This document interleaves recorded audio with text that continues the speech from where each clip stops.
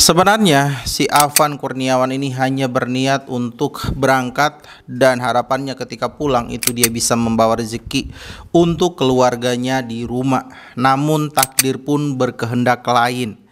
Kisah ini merupakan kisah yang membuat kita semuanya miris di belakangan ini.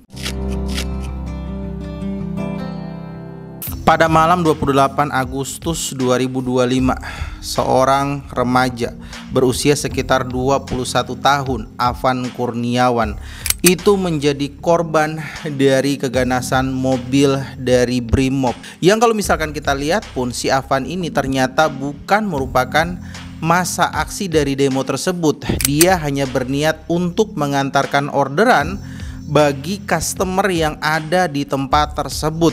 Naas dia harus dilindas oleh mobil taktis dari Brimob. Jadi kalau kita lihat profil singkat dari si Afan ini, merupakan remaja yang lahir pada tahun 2004 di Bandar Lampung. Dan pada saat kejadian si Afan ini tinggal di Jakarta Pusat, ya tepatnya di daerah Menteng. Nah, si Afan ini ternyata dia tinggal bareng keluarganya, ibu dan beserta ayahnya, dan ada si kakaknya si Afan juga yang sama berprofesi juga sebagai driver ojek. Si Afan ini juga merupakan tulang punggung keluarga yang aktivitas sehari-harinya dia itu berangkat dari pagi-pagi buta dan selanjutnya itu kembali dengan niatan membawa rezeki. Ya, tidak lain tidak bukan hal tersebut digunakan untuk menghidupi kedua orang tuanya. Tepatnya pada malam kejadian itu, demo dari buruh ini berujung ricuh di DPR Jakarta. Nah, si Afan ini niatannya itu dia nggak terlibat dari demo tersebut, melainkan mengantarkan pesanan dari customer yang ada di tempat tersebut. Naas niatan tersebut ternyata berujung fatal terhadap nyawa dari si Afan tersebut. Ketika hendak ingin menyeberangi jalan, si Afan ini ternyata kepleset dan tiba-tiba datang tuh mobil barakuda dari Brimob dan langsung saja melindas tubuh si Afan ini tadi.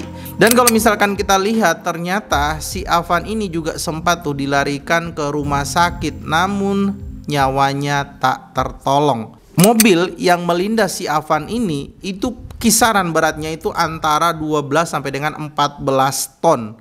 Dan bayangin aja, mobil dengan kapasitas seperti itu ngelindas tubuh manusia. Ya kalau misalkan ditabrak gitu aja mungkin masih bisa ya diselamatin karena cuma kena bagian depannya doang.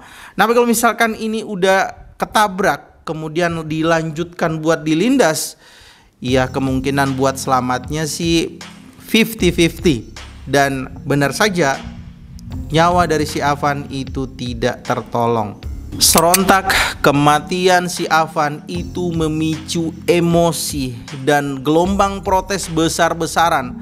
Bahkan demo yang tadinya hanya menuntut turunnya DPR dan kesenjangan tunjangan yang didapatkan oleh DPR dengan rakyat berubah pecah menjadi protes. Bahkan sebagian suara itu mengatakan bahwa aparat penegak hukum penghilang nyawa atau pembunuh.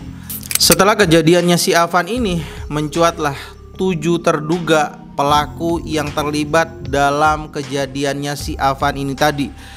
Cepat-cepat pihak Propam itu melakukan penyidikan kepada anggotanya yang telah melakukan pelanggaran. Ya kalau misalkan kita lihat, memang prosesnya itu sangat cepat banget. Dari kejadiannya si Afan ini ternyata pemerintah merespon dengan serius kejadian menimpa kepada si Afan ini. Mulai dari wakil presiden, kemudian presidennya itu sendiri, mulai dari wakil presiden, dan seluruh yang terkait dengan kepemerintahan itu merespon cepat dengan apa yang terjadi kepada si Afan. Bahkan CEO dari Gojek dan Grab itu sampai datang menyambangi tuh rumah duka si Afan. Belakangan banyak uluran tangan yang kembali membantu keluarganya si Afan. Bahkan presiden sendiri itu memutuskan akan memberikan bantuan secara ekonomi baik kepada saudara si Afan, adiknya. Kalau misalkan mereka masih ada yang sekolah, itu akan dibantu oleh presiden. Inilah kisah dari si Afan Kurniawan yang harus tewas di tengah demo yang pada dasarnya si Afan ini juga bukan merupakan peserta demo. Meskipun pada dasarnya setelah si Afan menjadi korban itu ada banyak korban-korban lainnya yang berjatuhan, dan transparansi dari penegakan hukum itu tentunya sangat dibutuhkan dalam mencapai sebuah keadilan bagi seluruh rakyat Indonesia.